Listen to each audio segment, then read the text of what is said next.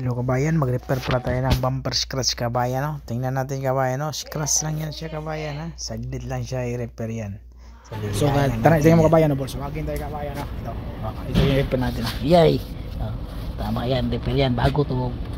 Repair din ata to. Repair to yan. Oh. Gawin natin. Oh. Lilihain na natin yan.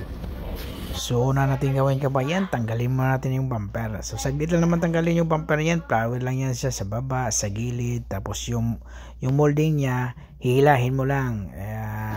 Okay lang yan, hindi mahirap tanggalin yan siya, yung molding sa gilid sa bumper.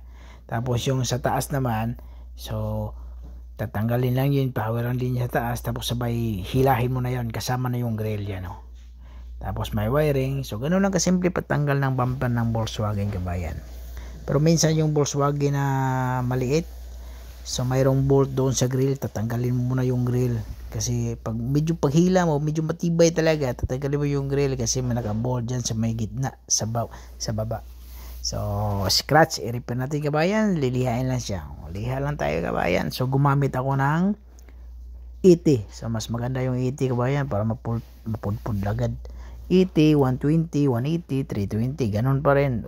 320 with foam na siya para medyo makinis kasi minsan pag mag-primer ka dyan, so yung 400 medyo makaspang yan. Pag mag-primer ka, lalo pag maliitan, UV lang gamitin mo, hindi matatakpan yung mga magaspang pa.